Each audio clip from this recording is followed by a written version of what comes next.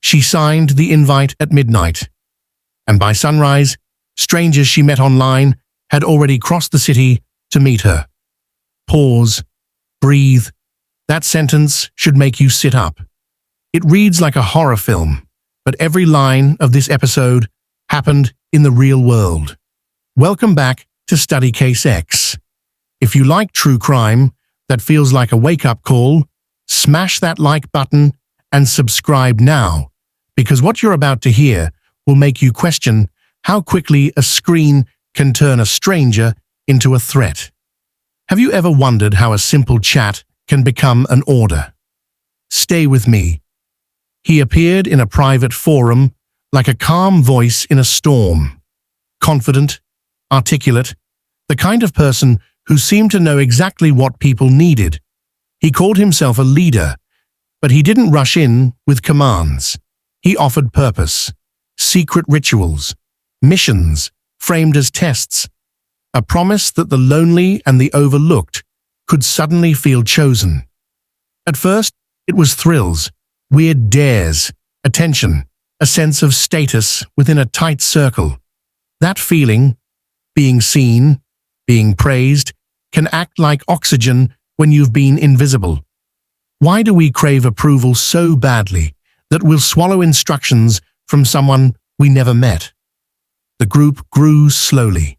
Usernames became faces in avatars, screenshots were shared as trophies, private messages stitched people together into a hidden community.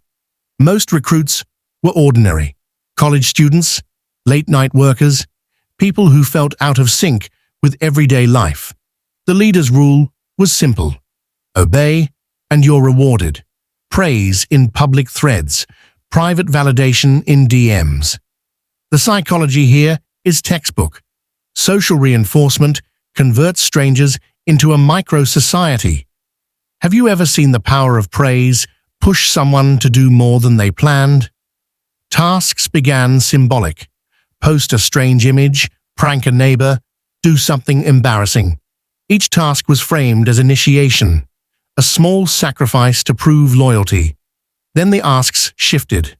They tested boundaries, nudged members away from friends, reshaped moral lines. Language was the tool.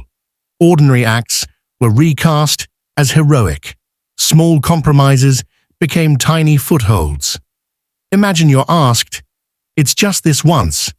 Are you in? What's the smallest thing you do to prove you belong?" One night, the leader proposed a live meetup. A real-world bond, he called it. People posted travel plans, routes, hotel details. The platform they used boasted privacy features, but privacy can be an illusion.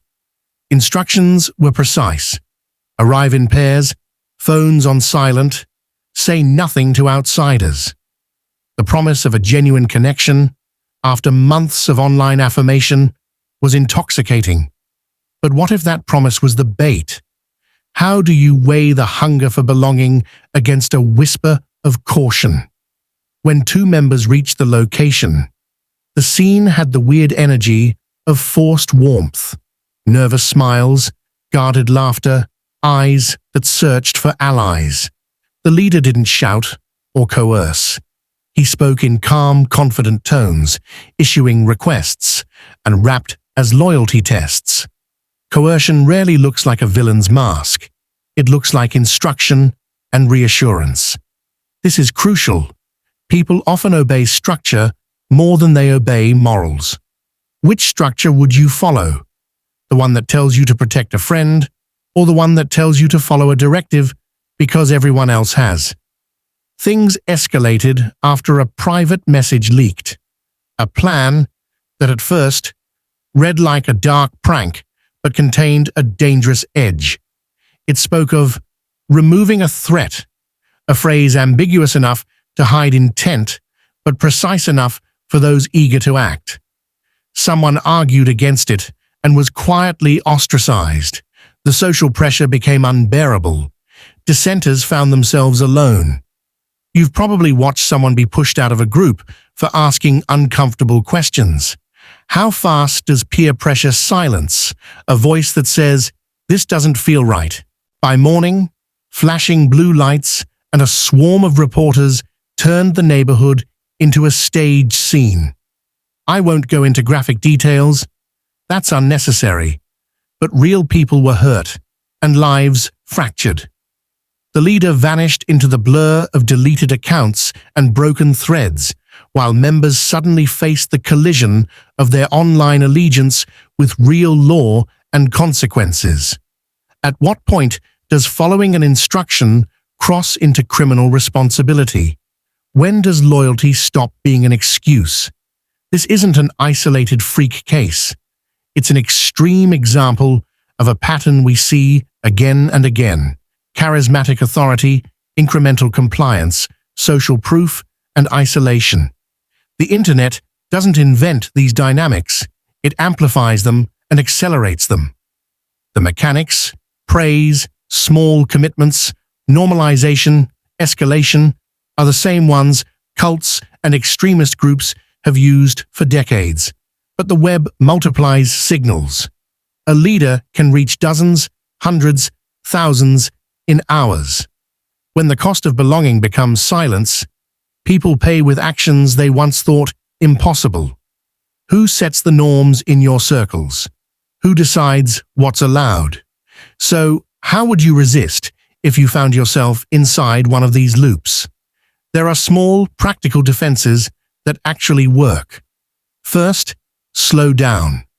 Online persuasion moves faster than in-person influence because reinforcement is constant. Hit pause before you obey.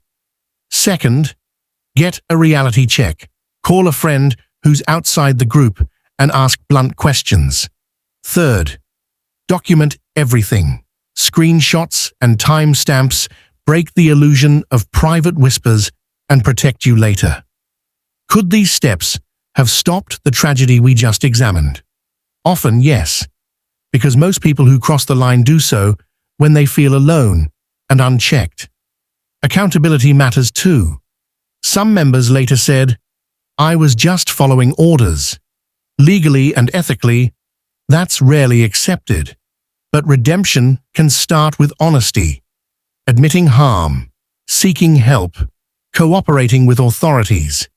If you're watching and you've been part of a group that normalized risky behavior, treat this as a moment to reflect. Who could you talk to?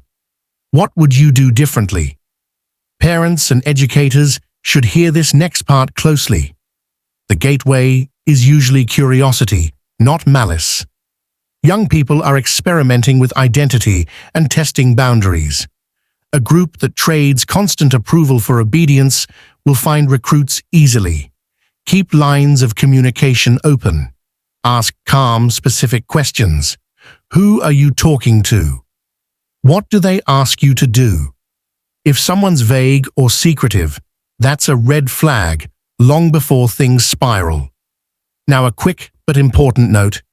If this story grabbed you, hit like and subscribe to StudyCaseX for more deep dives told like narratives.